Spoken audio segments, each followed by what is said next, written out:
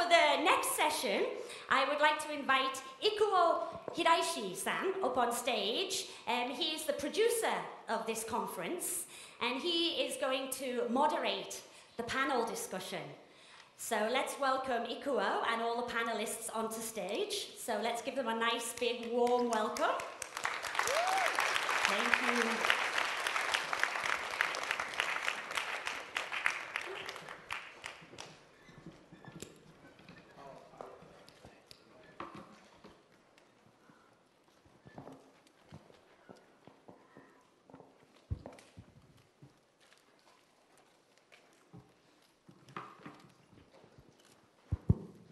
Hi, good afternoon, everyone.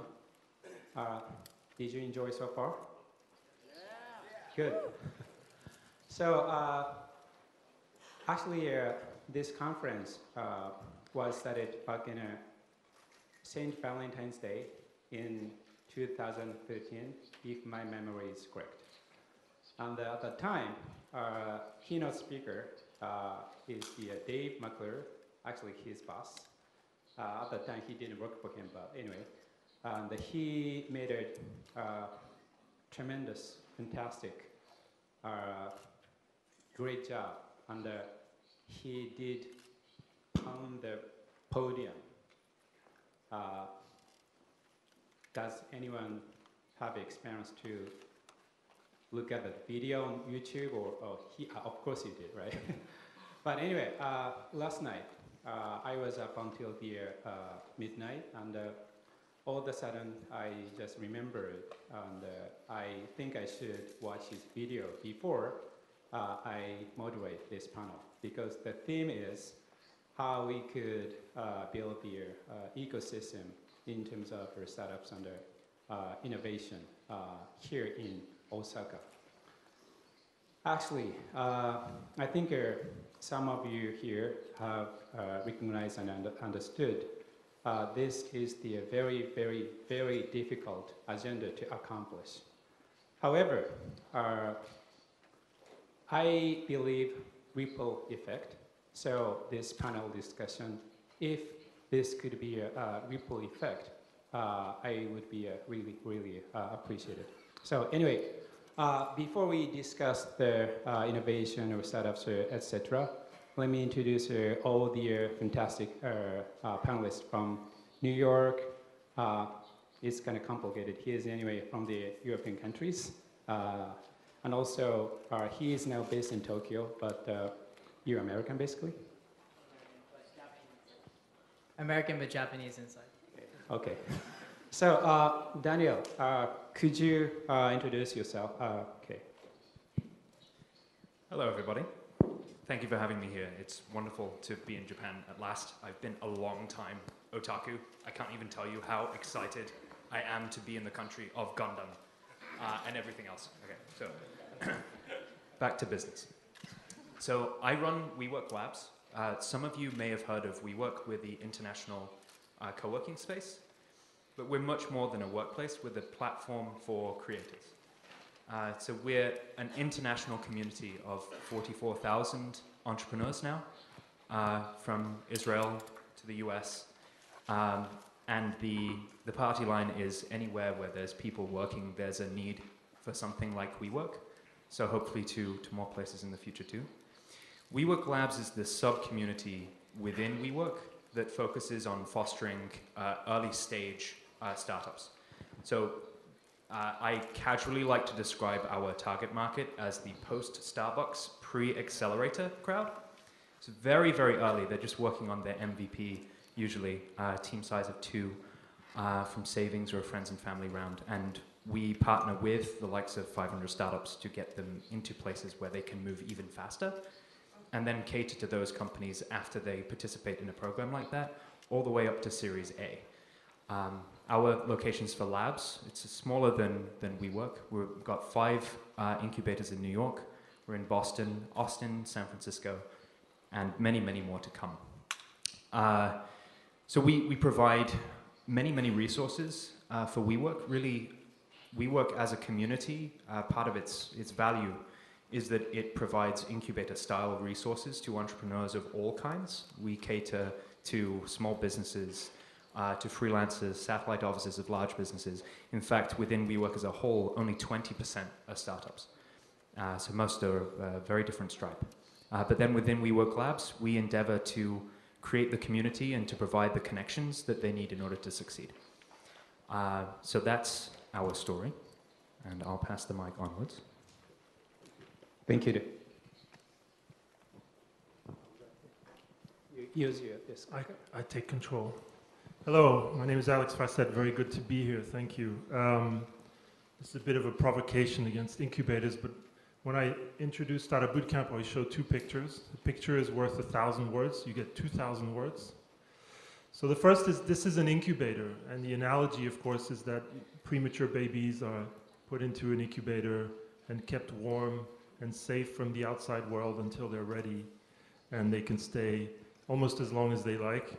And we like to say an accelerator like Startup Bootcamp is more like the rocket ship, the shuttle. And you know that big brown tank of gas that lifts the whole thing, basically burns very intensely for a short period of time, and then it falls off, and then hopefully the startups stay in orbit. And so we're like the rocket booster on the shuttle. A very intense, short period of time input of energy. And the energy mostly is mentorship. So a program like Startup Bootcamp is a mentorship program. We have over 100 mentors per program, most of whom are serial entrepreneurs who volunteer their time to help our startups. So I started the whole thing in 2010 in Copenhagen. So Copenhagen is Denmark. Denmark is 5 million people. Copenhagen is maybe 1 million people, so a little bit smaller than maybe Osaka.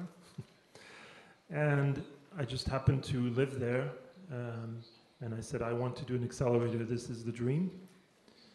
And now we're in 13, we have 13 programs in 10 cities, and we're growing, going east as well. And we like to call ourselves a family of accelerators. So it's going extremely well, and we've done one smart thing in the last couple of years, is every single program is focusing on a particular topic. We call it a vertical. And that's enabled us to attract corporate partners and the right kind of mentors and the right kind of startups to really focus. So for example, in London, we do fintech. And now we're doing fintech in Singapore, fintech in New York, and we're going to continue rolling out that vertical and some others. So we want to be deep and broad. That's our strategy. And here's my email. Go ahead and fill my inbox. I look forward to hearing from you, and we talk about, does it make sense in Japan, and yeah, talk about the future. Thanks. Thank you.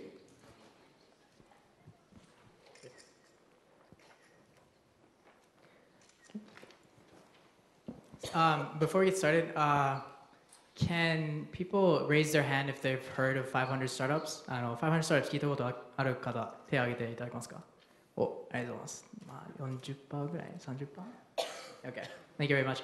So I'll just give you a brief overview of 500 startups. So 500 startups is the most active seed venture capital firm in the world. We've only been around for 5 years, but we've invested in 1,500 companies, so it's quite active. We've also invested across 50 countries. And there's two things that are unique about 500 startups. The first thing is that because at the seed level, the death rate is so high, our belief is that we make lots of small bets, because that's the only way to make sure that you're going to get into the ones that really drive the bulk of the returns. And the second part is that innovation doesn't necessarily have to come out of Silicon Valley. So from the very beginning, we've been a very, very global firm. In fact, some of our very early investments were in Japan. And so with that thesis, about 2 years ago, we launched a regional fund, which is in Southeast Asia. It's called 500 Durians. It's a little bit of an unconventional name. And that fund was able to get into, for example, Grab Taxi, which SoftBank invested 250 million. And at the time, it was thought, okay, 500, また変なことやってる. Like, those crazy guys are doing something weird again. But that fund has performed very, very well, and so our thesis so far has proved correct. And so we've launched a Korea fund, we've launched a Thai fund, and just recently we launched a Japan fund. So that was publicly announced in September of last year, and we officially got going in November. So it's a $30 million fund, and we've already invested in 15 companies in Japan, but we plan to do probably 15 deals per year. So we want to further our commitment to Japan. So these are some of our portfolios. So I mentioned Grab Taxi. Twilio you might know because of the KDDI partnership. And then some other ones, maybe Viki, acquired by Rakuten. And this is our team. So myself, I actually spent a lot of my childhood in Japan. That's why I speak a little bit of Japanese. ちょっとぐらいならまあ大丈夫かもしれない。And I started my career in JP Morgan. Then I started a company in Japan. Is the service that it built was called Stories.jp. If you saw the Birigaru no Hanashi, that was the movie. The story of the movie came from my previous startup. Then after that, I was doing venture investments at DNA. I was covering Southeast Asia and Silicon Valley. But now I'm ready to refocus my attention on Japan because I think there's a lot of missed opportunity here. And you see like Sequoia or Excel investing in China and India and recently even Southeast Asia, but it seems like there's like a Japan passing movement. And I think that's really, really mottainai. So that's something that we want to reverse. And we think that because 500 Startups has such brand value in the industry, we can probably change the winds a bit by investing here. Thank you, three of you guys. And let me make myself introduction a little bit. Actually, I'm a serial entrepreneur, basically. I got involved with 8 companies in terms of establishment. And one went public, and the other one was successfully acquired by Yahoo Japan. But the God was watching me, and gave me a very, very severe time. I misunderstood my luck as my true ability, so that's why I screwed up the other company. And one day, one publishing company came to me, and why don't you write about your failure? So to kind of motivate lots of people. I don't know how it goes, but anyway. So I really would like to introduce this slide. This was the moment I just introduced you, the beginning of this session. The person next to me is Dave McClure, founding partner of 500 Startups. And he said this phrase. He said, failure in Japan is a shame, or could be death. But this is ridiculous.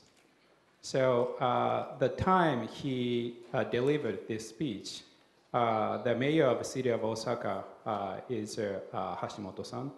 And the stuff he told him is people like him, a person like him, established, well-known, have social credit, should have failure in front of the public.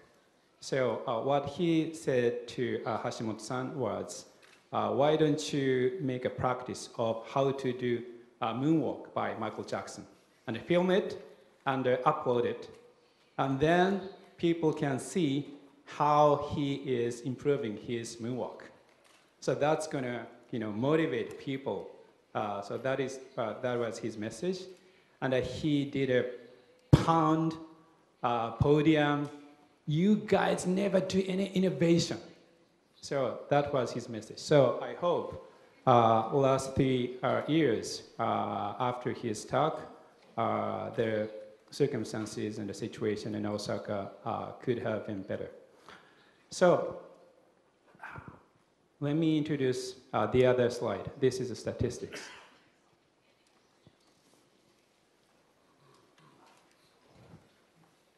I think no one knows what the figures means. So left one is the GDP. It depends on the currency exchange rate, but the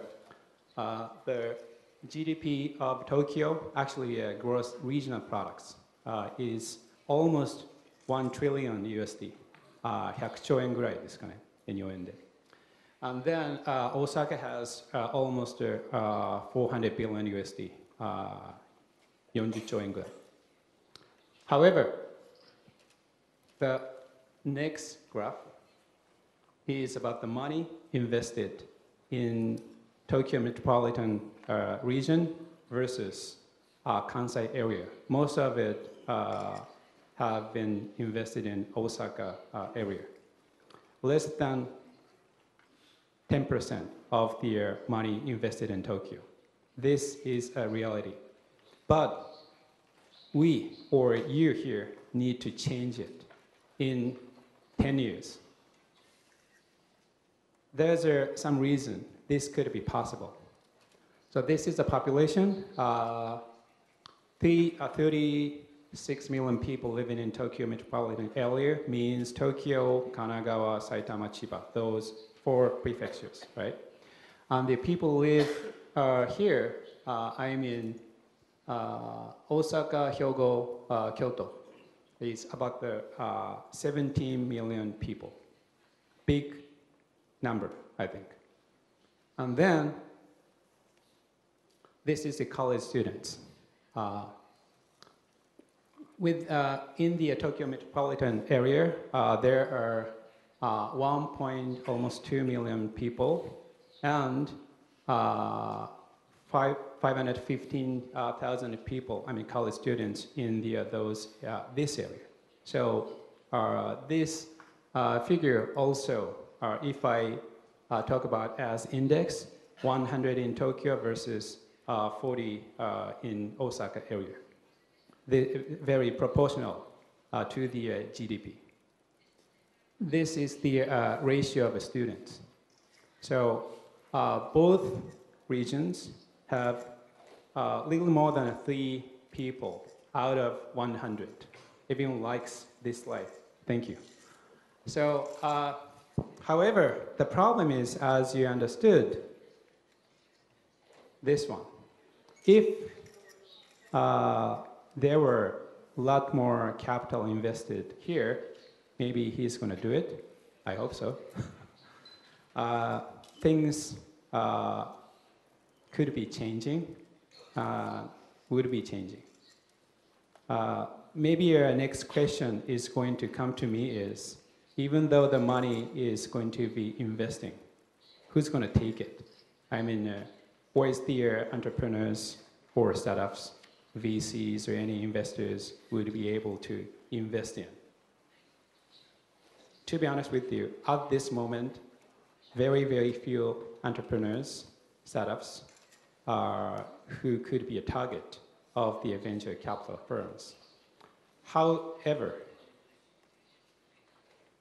there are lots of talented young people in universities in this region. But this is the hope Osaka could be changing. As innovative, open-minded, and I don't know, disruptive, the area. Anyway, I would like to say we, even though I'm from Fukushima Prefecture, maybe a most famous prefecture on this planet because of the tragedy. But anyway, so it's a sloppy joke. No one laughing at me. So this is my message. The reason we're here is how we can solve this problem. Okay, let's going to discuss. I just prepared 2 questions. Which resources and advantages were available in the area, in New York City, and Berlin, or the other areas you have experienced before you started to start a boot camp, or before WeWork was launched. So from my experiences, actually I was so addicted to visiting New York City when I was young. I've been there more than 20 times. So first time I visited New York City was back in 1986 or 7.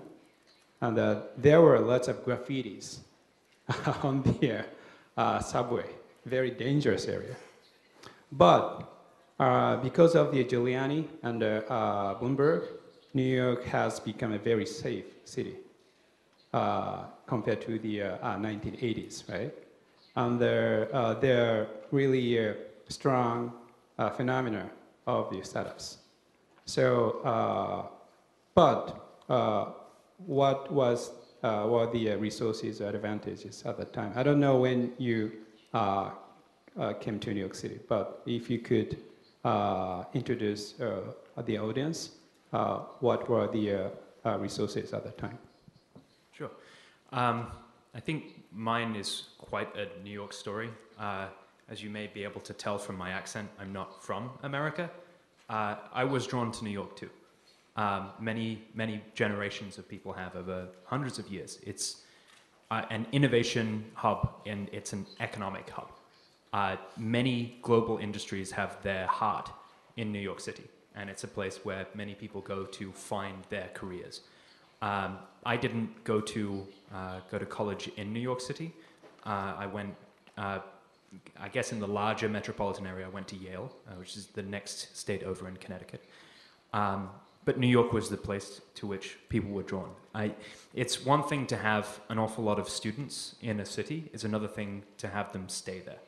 They have to have a reason, not just work, but innovation, excitement, and a chance to be able to dream big. So that's really a fundamental component of the change that happened in New York over the previous decades. And I think that it would be difficult to overstate the influence of Giuliani administration, but then in particular the Bloomberg administration, in terms of fostering a startup ecosystem. Michael Bloomberg himself, famous name, his career started really in the traditional sort of banking structures, and it was only when he was fired that he launched Bloomberg. He notes actually in his autobiography that if it wasn't for him being fired from his job, which is quite the disgrace, then he wouldn't have started this innovation that changed the world. He effectively invented the software as a service business model. So when we had Bloomberg as a mayor, we had not just a startup mayor, but one of the fundamental figures in startup history in charge of a city. And even if he weren't to have started any particular initiative, just the fact of his presence and that change in the dynamic and in the discussion around New York really affected the zeitgeist, the spirit of the city towards greater innovation, towards technology, and to broaden from its traditional base of finance, of fashion, of media. But that also was the advantage to New York in getting a startup ecosystem going, was that it had these major industries with their center in New York City. Potentially a weakness of New York is that we don't have a history of major industrial powers at play within the city itself, or even within the neighboring area. New Jersey has been a good place, but it's definitely nowhere near the Valley or near Boston. So as the startup ecosystem changed from the base technological innovations that enabled consumers and enabled entrepreneurs and business people to launch their service-based platforms to capitalize upon the engineering successes of previous generations, that's where New York was able to come to the fore, because there was a great background of success and of experience in the city in these specific areas. So most of the startups that we have within New York are really targeted towards these specific verticals. They work in finance, in media, in fashion, and not in many of the various sort of famous verticals of Silicon Valley or of Boston. I think that, before I pass over the mic, a very important non-visible advantage to New York City is female entrepreneurs. So the ratio of female founders to male founders is double in favor of females in New York than it is in the Valley. tapping into the creative passion of women in making startups happen was really something that New York has done better than most other places around. So I would underline that as well. There's many other things that I could touch upon, but I'll bring in the European perspective. So just continue? Yeah. So I started Bootcamp in Copenhagen, but I moved to Berlin in 2012. So depending on the question, I'll pick whatever city. I think because I've never been to the Copenhagen, but I visited Berlin once. So the Berlin stuff would be appropriate, appreciated. Yeah, and Berlin has been one of the really up and coming places. Now it's almost established, but 5-10 years ago it wasn't anywhere near. So it's been really on this amazing trajectory within the context of Europe, at least. So where does Berlin startup scene start? Actually, you could argue it starts with a geopolitical event, which is the wall coming down. And when that happened, Berlin became the political capital of Germany. But the fact is it was not, and still is not, the economic capital of Germany. There's a lot more economic power in Frankfurt or Munich. And so what did Berlin have immediately after the wall came down? Basically, it became an island of openness and tolerance because there was a lot of space. There was an existing music scene, art scene. There became all these empty buildings. It was kind of the economic collapse on the east side, made up for a lot of squat type of areas that attracted lots of people. And it kind of laid the foundation, at least on the cultural side, where a lot of young people wanted to move to Berlin. And I always joke, Berlin is where the Germans who don't fit in the rest of Germany, they move to Berlin. I see, kind of idiots and such rebels kind of thing. Because Germany is obviously the number one economic power in Europe, and people are very disciplined. They do an incredible job manufacturing, etc. But not every German is as German as you think. They end up in Berlin. So there was this sort of raw material of being very attractive for people who are 20 to 30. And somehow the number one ingredient of startups is people, creative people who are willing to take risks, who don't sort of follow the traditional career. And it still is that way. And so my first year in Berlin, every time I met, whether it was someone in German or a foreigner, they seemed to have moved to Berlin within the last 12 months. So I think that's the first part, is that there was that raw material, and I can keep going, but I think there are other questions coming that will address the other pieces. Can I add to that? Yeah, sure. Yeah, so exactly, it's the people. And so one thing I want to emphasize is that it's not about having a share office or like a startup center. It's not like a, if you build it, they will come thing. If you look at the facilities here, they're spectacular. They're awesome. But from what I understand, it was originally supposed to be built for startups to promote that. And you basically have like freelancers setting up shop there. So basically nothing's been accomplished. So all this like share office or startup center stuff, it's complete bullshit, right? Frankly. And so the people is really what matters. And when we talk about people, there are two types of people that are important, right? You need people with money, and then you need geeks. And I don't think that the people with money thing is as much of a problem in Osaka. That maybe not that much is deployed, but it's not like it doesn't exist. There's money here, right? The problem is the geeks. And I honestly think that the best thing for Osaka in the long term, I'm sorry, this is going to be controversial, is for Sharp and Panasonic to go out of business. Because they're sucking up the geeks. The geeks, if they were let free, then that would be a hotbed for startups, because there's so much talent being, just let out into the wild. And so pretty much people would have to survive. And that is how you'd see the real innovation coming out of Osaka. Actually, your talk just reminded me of the talk of the Joito about the why Web 2.0 happened. So what he said was the first internet bubble happened late 1990s. The time was kind of controlled by the big guys anyway, not the startups like AOL, or I would say I forget the name of the search engines. But anyway, at the time, there are IT-related companies who control the IT movement, were the huge guys, I mean, successful IT huge companies. So they had kept all the geeks, engineers, inside of their companies, right? But right after the internet bubble burst, so those companies started to, lay off all those geeks.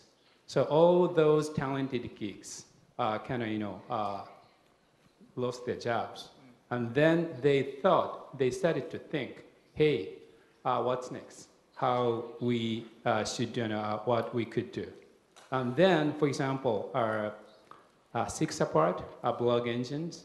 So that was it. Quick example. Yeah. Right. Quick example to support. So Denmark and Sweden are right next to each other, and we've seen exactly this happen with Sony Ericsson. Fired, I mean, obviously, from where it was 5-10 years ago, completely different. And all of these engineers, not all of them, some of them, have become entrepreneurs. Very concrete example. Also Nokia. Obviously, Nokia has fired hundreds and hundreds of people, maybe thousands of engineers. And some of them, even if it's 10%, going to become entrepreneurs is actually a good thing. And they're very highly trained. They just have to be trained sometimes on being entrepreneurs. That's another problem.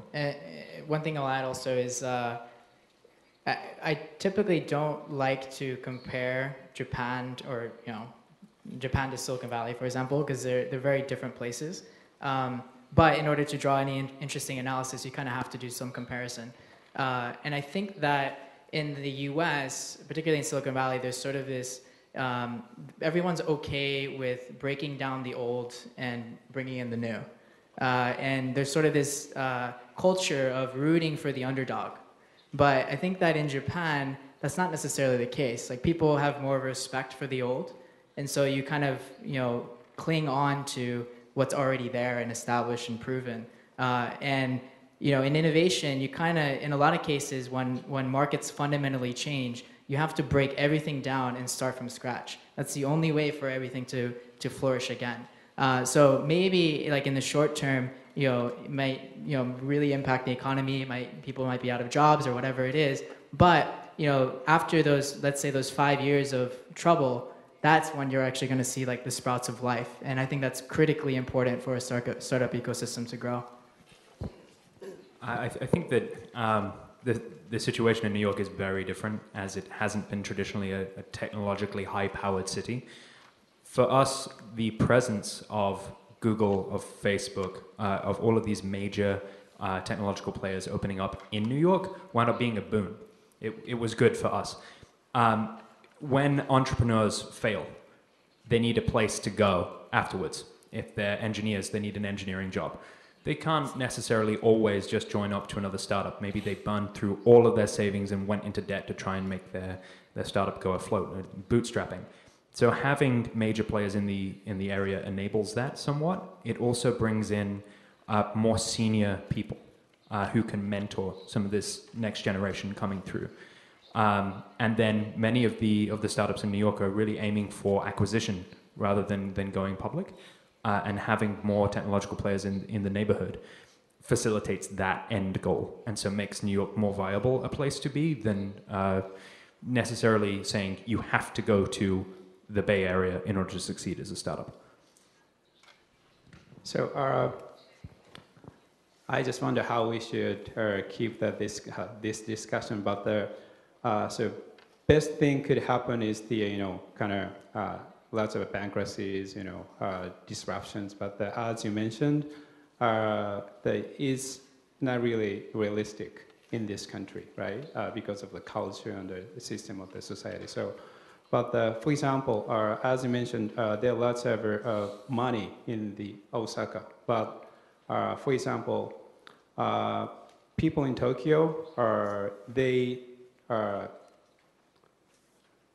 not really, how should I say, some people are willing to invest in startups as angel investors, right?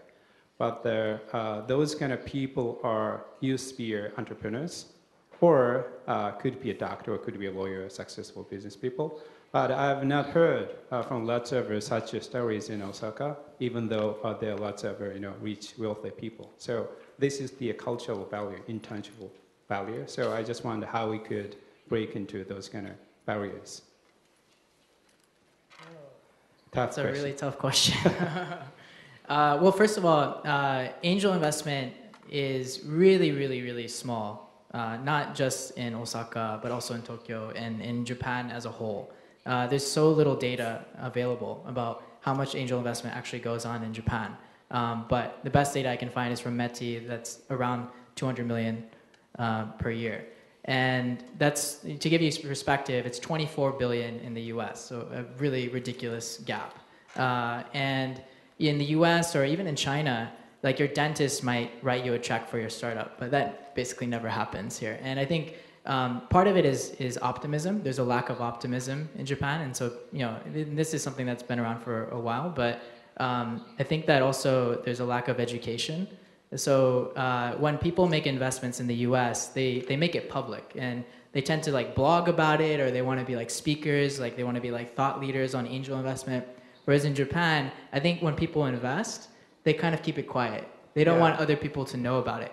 And when other people know about all this investing that's going on, that's creates a gravitational pull, and that means that more investors will start coming in. But right now, there's like this elite class of maybe angel investors, and I'll tell you, maybe in Tokyo there's like a list of 10 or 20 angels that really actively invest, but other than that, you don't really see much of it. And even those guys are not necessarily public about making their investments. So I think creating more education programs around like what exactly angel investment is. Also the fact that if you do have the capital to invest, the reality is you have to make like 20 investments before you can say that you're a bad angel investor. And so you could lose like 15 investments, like they could completely go to zero. But if you have 5 that go well, they can make up for everything. So it's that education, that sort of knowledge around like what it takes to be an angel investor, what to expect, these kind of things, and also fair terms. Because sometimes VCs, or particularly sophisticated VCs, will see like a cap table. Look at previous investors, and an angel investor will take like 50% of the company, not realizing that actually ruins the prospects of raising money later on. So these kinds of basic education programs, I think, would be helpful for getting more angel investors to get into the market. So Iko, I thought your slide was really cool, and it's kind of a nice slide to set the scene and wake people up. But I would say, stop comparing yourselves to other places. Thank you. You will never catch up with Silicon Valley. No one will. Who cares? Play to your strengths. And I think that's some of the conversations I've been having also with the Innovation Osaka people is, what is Osaka world class in, and build from there. It's very useful to say, there's 10 times the money, and that wakes people up. And of course we need money and we need people to come here, but identify the strengths and build on those, and then take it from there. The fact is, entrepreneurs today are more mobile, globally mobile than ever.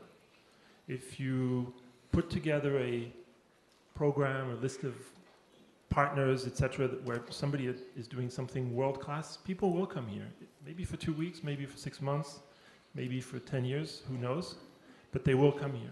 You have a country like Chile, I don't know if you know Startup Chile. I know that program, Startup Chile. So Startup Chile, why would an entrepreneur move to Chile? Well, they put a little bit of money, and and I don't know the long-term economic success, but basically they said, we're going to give a kind of grant, no equity. You move to Chile, you have to spend some of the money in Chile, and we're going to do it on a big scale with hundreds of startups. And if nothing else, it's bringing tons and tons of foreign entrepreneurs to Chile who are just making this melting pot of startups, and all these amazing connections are happening. So what are the 1 or 2 things that would attract someone from outside Japan or even inside Japan to come to Osaka to build something, and then take it from there and forget Silicon Valley? Yeah, I understand, I truly understand. I really agree with you. So we don't have to, actually we can't copy anything from the Silicon Valley, so we shouldn't, right? But maybe I was not really good at moderating this session, but what I really want you to understand is So for example, based on my understanding and experiences, the reason New York could have become a startup hub on the East Coast was, as you mentioned, there were industries, right? Finance, fashions, or entertainment, lots of industries, or could be a vertical of the startups, right? And also, the reason or why Berlin could have become a startup hub in the European countries is kind of cheap labor from the Eastern Europe countries. So this is my understanding. So this is the kind of knowledge actually distributed in Japan. That's one of the reasons. So I would like to learn more about why, how Berlin could have become kind of big movement of a startup ecosystem. I think London or Berlin are the two biggest hub in European countries, right? Yeah, big in terms of, certainly capital London is by far, probably 10 times bigger than it is the capital of capital in Europe for sure. But it's also, it is super expensive and, it's not all good. A cheap labor, there's cheap labor in Bulgaria. I mean, it doesn't make intelligent labor from the Eastern European the thing countries. is, it's just, if I described it in like 2 words, it's a talent magnet. Young people who are innovative want to move there because it's a cool place to live. Now that's what do you mean cool? Well, it's just this incredible, open and tolerant, cosmopolitan, international, great art scene, great music scene. So are there any jobs? So when they're not working, they have all these amazing things to do. And that's Berlin, and that's one of the things that's attracting. And of course, there's some other catalysts, and like them or not, Rocket Internet, with e-commerce, massive engine, is actually pumping a lot of money into the system, and e-commerce is still maybe 10% of GDP, and it's still a huge upside, but it's really taking off. And that's educating a lot of people in a very kind of it's kind of the McKinsey of e-commerce. Like it's very, very regimented. And that's another, and there's some others, but I think it's just, that's the asset of Berlin. London has different assets, right?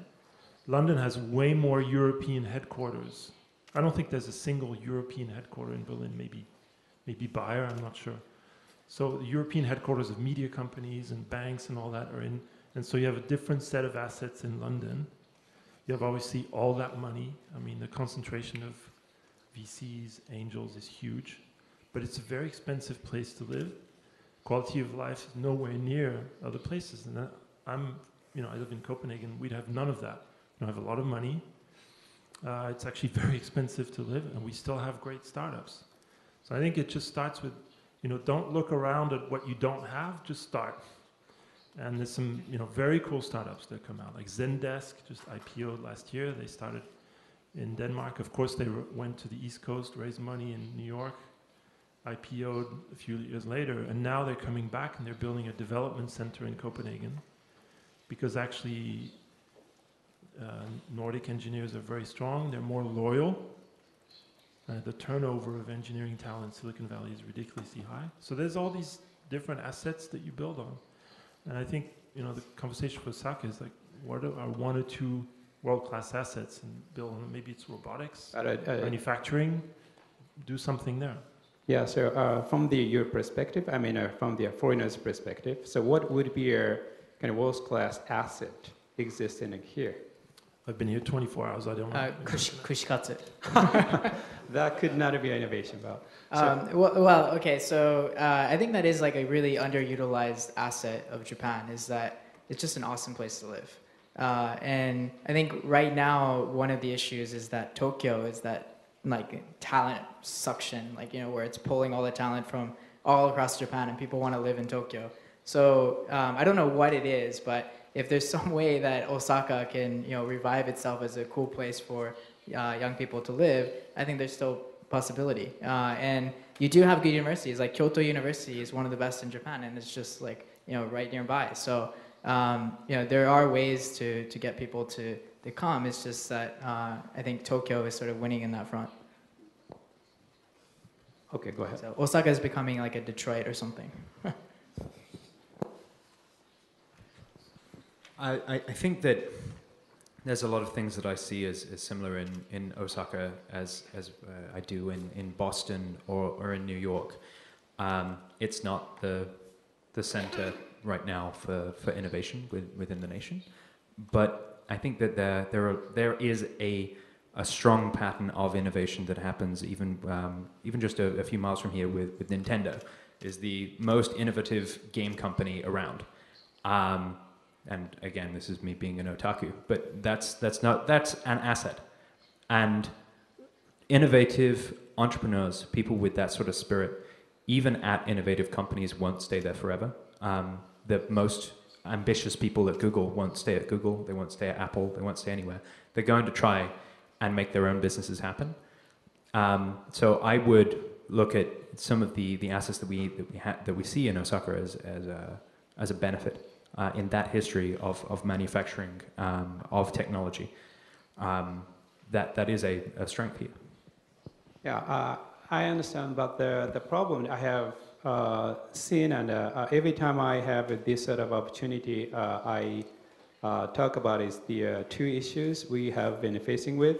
One is we are a homogeneous country. I think you know what I want to mean, right? So it's really difficult to learn the differences on so what's going on in the overseas. So the second issue is our mother language is Japanese, which has been only spoken by the 120 million people on this planet. So when the times are the Panasonic or Sharp or Honda, Sony, etc., became very big success, was the hardware-driven industry, right? So even though no one speaks decent English, but the product itself, it's cool. That could be distributed into any other countries with the translated manuals, right? Even though French, Russians, Chinese, anything, right? But right after the economy has been changing as the digital economy driven by the internet, like Facebook, Twitter, those kind of social media. If people only speak Japanese in a homogeneous country and talking about the Japanese drama, how could any foreign people, users, get into that kind of conversation, right? So these two issues are very, very, very severe kind of issues we need to solve. So if you have any kind of advice or suggestions. Maybe a third issue is you have a large home market, and you can be successful and just think I'm going to be, very successful just selling in Japan. In Denmark, home market of 5 million people, you're immediately thinking. So we should first lose our population because of the aging country, right? But anyway, so US is big too, right? So it's really, for example, Dave McClure said, Japan is on fire. Osaka is on fire. But things has not been changing. I'm really frustrated. So I don't know the real name of that person, Ian Bremmer, of the kind of research company. But anyway, so what he mentioned on his book is Japan should become a big Singapore. You know what I mean? So that could be a good strategy. But the problem is how we could implement and execute those kind of strategies. So I really kind of, are frustrated how we can change this system or industries or society.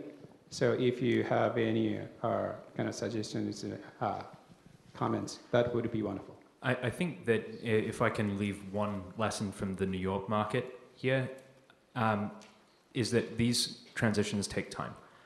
We needed successive generations of entrepreneurs to succeed and fail and learn from their failures and pass on those lessons to the next people, as well as investing in a smart manner in the next companies coming through, that they were giving back with their small checks, where they can, with their investments, fail small, succeed big. When New York Tech Meetup started going, that really played a fundamental role in getting the New York startup scene up and running. it took several years to even get into triple digits of people who would attend. And now tickets sell out in a minute, and they meet monthly. These sorts of things really do take time, and they take nurturing. So as frustrating as it may be, even for us in New York, to want to move faster, patience and understanding and kindness with the small community that's there and nurturing that can count for a lot.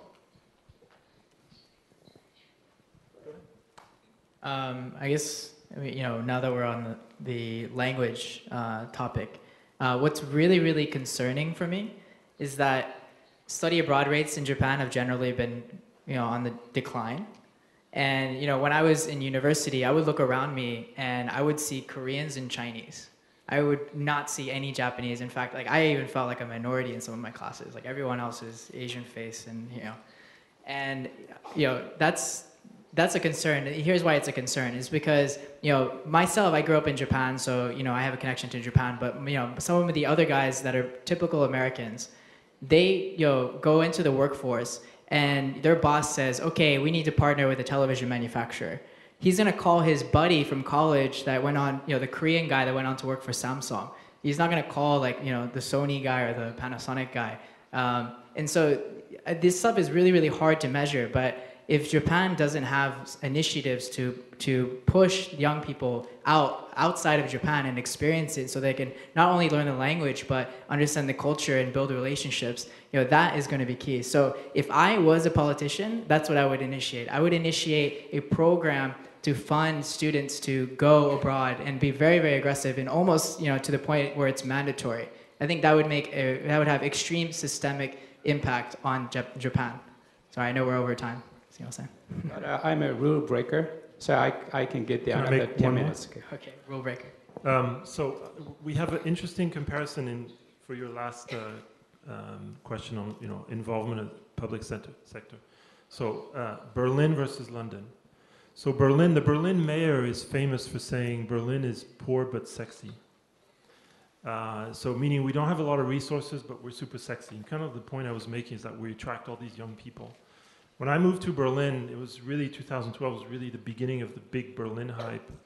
And it was actually striking how little even the mayor of Berlin actually knew what was going on. It sort of happened without really Berlin being hands-on about, let's make Berlin a startup ecosystem powerhouse.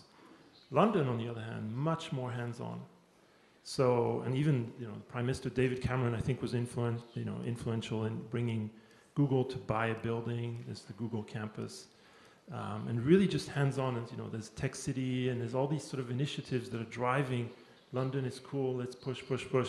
And so you have a top-down approach a little bit. It's not only there's much more top-down involvement in London, and very, very little top-down in Berlin. All bottom-up, and they both work. And so there isn't sort of a formula, just copy this in Osaka, you'll be fine. It happened in Berlin, a kind of grassroots movement led by young people.